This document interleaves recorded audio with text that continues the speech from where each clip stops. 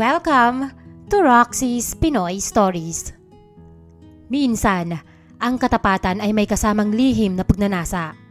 Akala nila ay tagasunod lang ako, tagabitbit ng gamit at tagahatid ng bata. Pero sa likod ng bawat utos at pasasalamat, may isang apoy akong itinatago para sa babaeng kailanman ay hindi magiging akin. Magandang araw sa iyo, Miss Roxy, at sa lahat ng mga nakikinig sa iyong channel.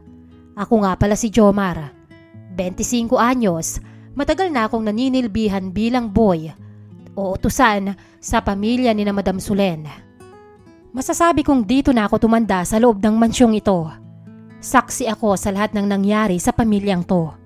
Mula noong ikasal si Madam Sulen hanggang sa mamatay ang asawa niya ilang buwan lang ang nakalilipas dahil sa malubhang sakit. Pero bago pa man pumanaw ang asawa niya, nakita ko na kung paano magdusa ang amo ko. Ang asawa niya ay kilalang salbahe at madalas siyang saktan kapag nalalasing o kapag umiinit ang ulo. Bilang utusan sa bahay, wala akong magawa noon kundi panoorin siya mula sa malayo habang tinitiis niya ang lahat ng pasa at masasakit na salita. Kaya noong nawala ang asawa niya, akala ko magiging malaya na siya. Pero nagkamali ako, Miss Roxy. Ang biyanan niyang si Doña Aurora ang pumalit na naging kulungan niya. Hawak siya sa leeg ng matanda dahil sa anak nila ni Madam Sulen na si Primo. Dahil sa bata, napilitan si Madam na manatili rito at sumunod sa bawat gusto ng biyanan niya para hindi siya mahiwalay sa anak. Bilang all-around boy, ako ang palaging inaasahan ni Madam Sulen sa lahat ng mga bagay. Kung may kailangan siyang ipagawa, ipaayos, o kapag kailangan niya ng saklolo kapag pinapagalitan siya ni Doña Aurora, ako agad ang tinatawag niya. Ako rin ang nakatokang maghatid sundo sa anak niyang si Primo sa school araw-araw. Dahil ako ang palaging kasama ng bata, naging sobrang magkasundo kami. Tuwing nakikita ni Madam Sulen kung paano ko asikasuhin at protektahan ng anak niya, palagi siyang nagpapasalamat sa akin nang may kasamang matatamis ng ngiti. Jomar, salamat talaga ha. Hindi ko alam ang gagawin ko kung wala ka rito para umalalay sa amin ni Primo. Ikaw lang ang maaasahan ko rito sa bahay. Sabi niya sa akin isang hapon habang nagdidilig ako ng mga halaman sa garden. Wala po yun, madam. Trabaho ko naman po ang siguraduhing maayos kayo rito. Sagot ko habang nakayuko. Ayokong makita niya ang pamumula ng mukha ko dahil sa sobrang paghanga ko sa kanya. Kahit alam kong trabaho lang ang lahat, hindi ko talaga mapigilan na mahumaling sa kanya, Miss Roxy. Si Madam Sulen kasi, kahit may anak na, mukha pa ring dalaga. Lalo na kapag nakabihis siya para sa mga lakad niya. O kahit nasa loob lang siya ng bahay at nakasuot ng mga simpleng pambahay na manipis lang ang tela. Minsan, nahuhuli ko ang sarili ko na nakatitig sa hubog ng katawan niya habang naglalakad siya sa hallway. O kapag umaakyat siya ng hagdan. Alam kong mali. Alam kong hamak na boy lang ako. Pero ang pagnanasa ko sa kanya ay hindi ko talaga maawat. Lalo na kapag kaming dalawa lang ang naiiwan sa kusina. May isang araw na inutusan ako ni Doña Aurora na kumuha ng mga gamit sa laundry area sa likod ng bahay. Doon, nakita ko ang mga nakasampay na damit ni Madam Sulen na bagong laba ng labandera namin. Nakita ko ang isang maliit na tela. Ewan ko ba kung anong pumasok sa isip ko nung sandaling yon, Miss Roxy. Pero parang may sariling isip ang mga kamay ko. Kumuha ako doon ng isa. Isang kulay itim at mabilis na isinilid sa bulsa ng suot kong short. Pagdating ko sa kwarto, doon ko agad inilabas ang kinuha ko. Alam kong mali ang ginagawa ko. Pero doon ko lang nararamdaman na kahit papano, ay may hawak akong bahagi ng pagkatao niya. Hindi ko talaga maiwasan na humanga sa ginang kahit na alam kong wala akong tsansa sa kanya. Sa bawat gabi na nakahiga ako sa maliit kong kama sa baba, siya lang ang laging laman ng isip at panaginip ko. Iniisip ko kung paano kaya kung ako ang asawa niya. Paano kung ako ang may karapatang humawak sa kanya at magpasaya sa kanya. Pero agad din akong nababalik sa realidad. Kapag naririnig ko na ang boses ni Doña Aurora na sumisigaw at naguutos sa akin na maglinis o magluto. Isang hapon, habang naglilinis ako ng sasakyan sa garahe, lumapit sa akin si Madam Sulen. "Jomar, pwede mo ba akong samahan mamaya sa palengke? Ayoko munang isama si Primo. Baka mainitan lang siya at mapagod." "Opo, madam.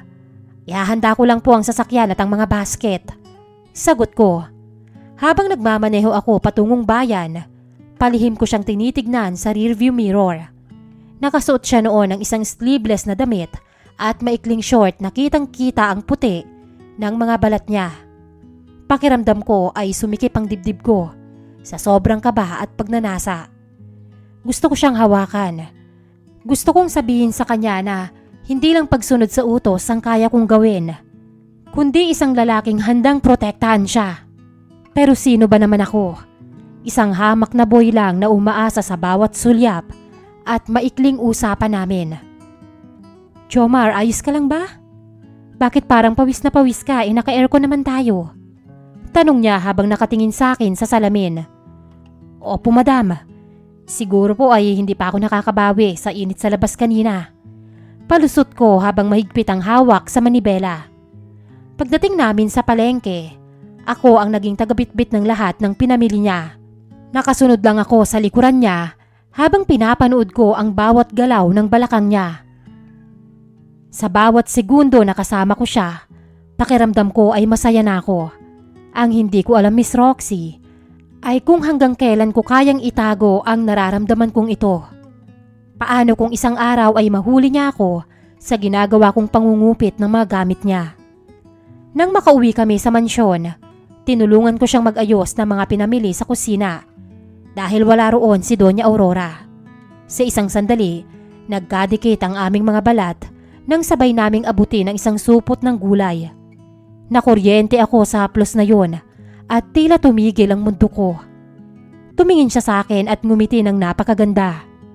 Yung ngiting yon, Miss Roxy, yung laging nagpapalambot ng puso ko at hindi nagpapatulog sa akin sa gabi. Pakiramdam ko, unti-unti nang bumibigay ang kontrol ko sa sarili. Matapos ang gabing yon sa kusina, ramdam ko na mas naging komportable sa akin si Madam Sulen. Isang gabi, habang nag-aayos ako ng mga gamit sa sala, napansin ko siyang nakasandal sa sofa at pilit na inaabot ang kanyang likuran. Bakas sa mukha niya ang pagod at iniinda niyang sakit. "Madam, ayos lang po ba kayo?" Tanong ko habang dahan-dahang lumalapit. "Ang sakit ng likod ko, Jomar. Siguro dahil sa pagod at stress nitong mga nakarang araw." Sagot niya habang nakapikit. Doon naman ako bumuelo. "Madam, kung gusto niyo po, pwede ko kayong hilutin. May karanasan naman po ako sa pagmamasahe noong nasa probinsya pa ako." Tumingin siya sa akin, parang nag-iisip. Pero dahil siguro sa sobrang sakit ng katawan, ay tumango siya. "Sige, doon na lang tayo sa kwarto ko para mas komportable." Pagpasok namin sa silid niya, Miss Roxy, parang sasabog ang dibdib ko sa kaba. Pinaupo niya ako sa gilid ng kama at siya man ay ganun din. Doon unang nadampian ng mga palad ko ang makinis at maputing balat ni Madam Sulen. Halos manginig ang mga kamay ko sa unang lapat ng palad ko sa kanya. Napakabango at ang lambot ng kanyang balat na kulay porselana. Habang ginagawa ko yun, hindi ko maiwasang mapatingin sa ganda ng kanyang kabuuan. Sa bawat diin ng mga daliri ko, nakakarinig ako ng mahihinang daing mula sa kanya. At yun ang lalong nagpasiklab sa init na nararamdaman ko. Matapos ang gabing yon, hindi ako nakatulog. Pagbalik ko sa kwarto ko sa quarters, doon ako gumawa ng kalokohan habang iniisip ang bawat daing at ang kinis ng balat ni Madam Sulen. Pakiramdam ko ay abot kamay ko na ang pangarap ko. Sa mga sumunod na araw, naging madalas ang paghingi ni Madam Sulen ng pabor sa akin. Gabi-gabi na niya akong pinapatawag sa kwarto niya para magpamasahe. Pagkatapos ng bawat session, palagi siyang nag-aabot ng pera bilang bayad sa serbisyo ko. Tinatanggap ko naman yon noong una. Pero habang tumatagal, nararamdaman ko na hindi na pera ang sapat na kabayaran para sa ginagawa ko. Isang gabi, pagkatapos ko siyang imasahe, inabot muli ni Madam Solen ang 1,000 piso sa akin.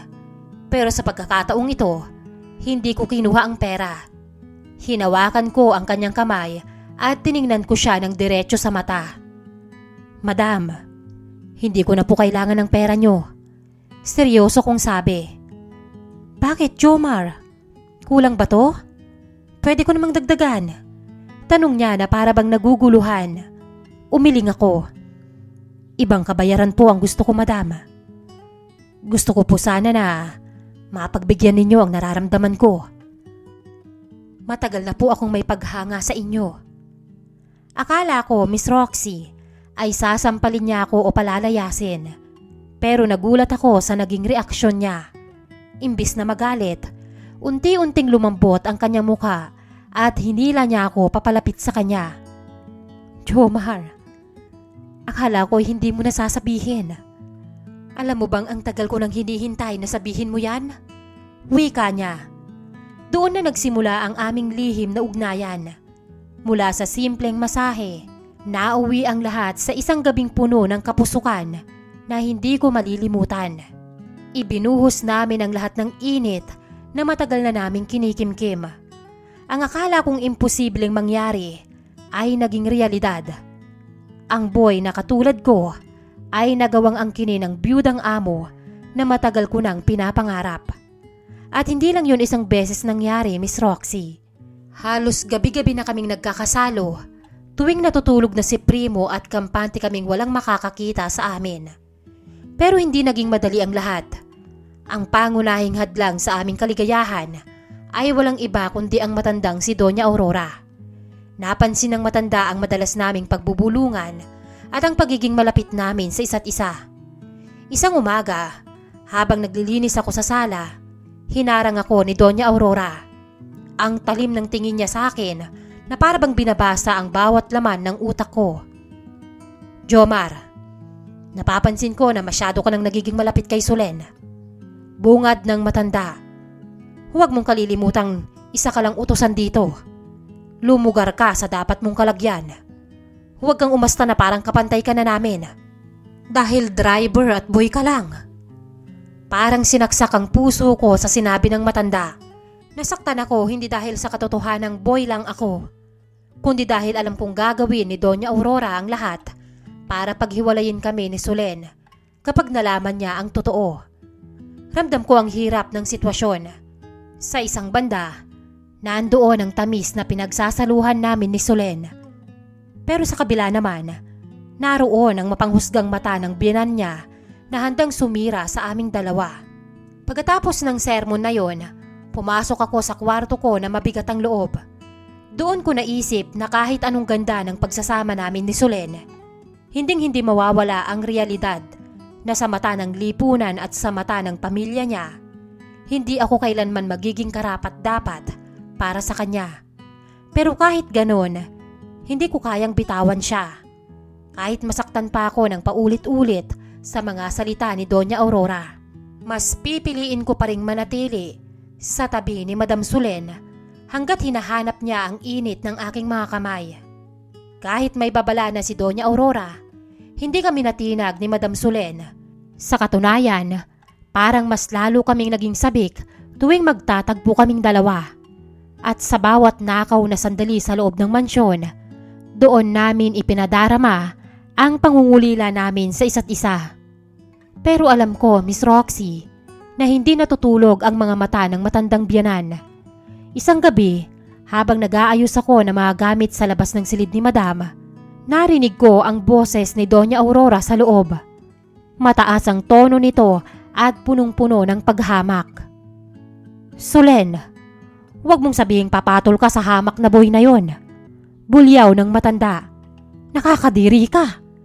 Hindi mo man lang nirespeto ang alaala ng anak ko. Isang driver? Isang utusan ang ipapalit mo sa kanya? Wala ka na bang delikadesa? Napatigil ako sa paglalakad. Masakit pakinggan na para akong basura sa pandinig ng matanda. Pero mas lalong kumabog ang dibdib ko nang marinig ko ang sagot ni Madam Solen. Mabait ho yung tao, ma. Huwag niyo siyang sisiraan sa akin dahil siya lang ang nandyan nung kailangan ko ng karamay. Hindi niyo alam ang tunay niyang pagkatao, kaya wala kayong karapatang husgahan ang kahit na sino. Doon ko naramdaman na mahalaga din ako kay Madam Solen. Handa niya akong ipagtanggol kahit sa sarili niyang biyanan. Pero ang akala kong ligtas na relasyon ay gumuho sa isang hindi inaasahang pagkakataon. Isang gabi, habang nasa loob kami ng kwarto at nagbibigayan ng init, biglang bumukas ang pinto. Hindi namin namalayan na nakapasok ang batang si Primo. Nanlaki ang mata nito sa nakita niya. Isang eksenang hindi dapat makita ng isang paslit. Mabilis akong tumayo at nagayos ng damit. Pero huli na ang lahat. Tumakbo si Primo palabas habang umiiyak. Kinabukasan, parang sumabog ang bomba sa loob ng mansyon. Ipinatawag kaming dalawa ni Doña Aurora sa sala. Galit na galit ang matanda. Alam kong sinadya niyang gamitin ng bata para makuha ang gusto niya. Sinabihan niya kami na nalaman niya ang lahat mula kay Primo na nagsumbong daw sa kanya. Ginamit niya ito para durugin kami. Ngayon, Solen, ano pang ididepensa mo? Sigaw ni Doña Aurora. Gusto mong sumama sa lalaking to? Sige, lumayas ka. Pero huwag mong iisipin na maisasama mo ang apo ko. Hindi ko hahayaan na ilayo mo si Primo para lang manirahan sa dampa kasama ang isang utusan. Doon na nagsalita si Solen. Lalayas kami ni Primo, ma. Pagod na akong maging bilanggo rito. Pero tumawa lang ng nakakaloko ang matanda. Sige, lumayas ka. Pero tignan natin kung hanggang saan ang tapang mo. Kaya ka bang buhayin ng isang boy? Kaya niya bang ibigay ang buhay na nakasanayan mo? Ang pag-aaral ni Primo, ang marangyang buhay niyo. Mawawala lahat ng yan sa oras na humakbang ka palabas ng gate na to. Pumili ka, Solen. Ang basurang yan o ang kinabukasan ng anak mo? Nakita ko ang pag-aalinlangan sa mga mata ni Madam Solen. Tumingin siya sa akin, tapos tumingin sa hagdan kung nasaan si Primo. Doon ako kinabahan. Alam ko ang takbo ng isip niya, Miss Roxy. Masakit makita na unti-unting nawawala ang tapang sa kanyang mga mata. Sa huli, napayuko siya at humagulgol ng iyak. Kinabukasan, kinausap niya ako. Patawad, Jomar. Pero kailangan nating tapusin to. Dito na nagtatapos ang lahat sa atin. Madam, hindi ka ba nagtitiwala sa akin? Tanong ko, halos magmakaawa na ako. Magtatrabaho ako ng maigi. Bubuhayin ko kayo. Hindi ko kayo pababayaan. Umiling siya habang patuloy ang pagluha. Hindi sapat ang sipag, Jomar. Sanay ako sa ginhawa. At mas lalong kailangan yon ng anak ko. Para akong pinagsakluban ng langit at lupa. Pero hindi ko siya masisisi dahil ina siya. Pero ang pait, Miss Roxy. Dahil ang tingin niya sa akin, sa huli, ay isang lalaking hindi kayang magbigay ng seguridad. Hindi pa natapos doon. Pinalayas ako ni Doña Aurora. Lumayas ka rito, Jomar. At wag na wag ka nang magpapakita sa amin kung ayaw mong mabulok ka sa kulungan. Sigaw ng matanda. Wala akong nagawa, Miss Roxy, kundi kunin ang iilang gamit ko. Ngayon, nagtatrabaho na ako sa isang maliit na karinderya. Malayong malayo sa lugar na yon. Hindi man kalakihang trabaho at mababa ang sweldo, tahimik naman ang buhay ko. Pero minsan, hindi ko maiwasang isipin na wala na ang babaeng minahal ko. Napaisip ako, Miss Roxy. Naging tama ba ang ginawa ko? Pinatulan ko ang amo ko. Sinira ko ang matiwasay kong trabaho para sa isang sandali ng init na akala ko ay magtatagal. Naging bulag ako sa pagnanasa at sa huli, ako lang ang talunan. Ang tanong ko sa iyo, Miss Roxy, at sa iyong mga tagapakinig, sulit ba ang pumatol sa isang taong alam mong hinding-hindi ka kayang panindigan kapag usapang sikmura na?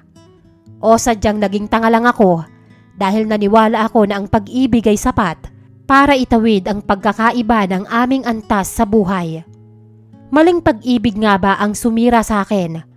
O ako mismo ang sumira sa sarili ko dahil sa maling pagnanasa? Dito na po nagtatapos ang aking kwento. Masakit, pero kailangang tanggapin na sa mundo ng mga katulad namin, ang boy ay mananatiling boy at ang amo ay mananatiling nasa itaas. Ang inyong sender, Jomar.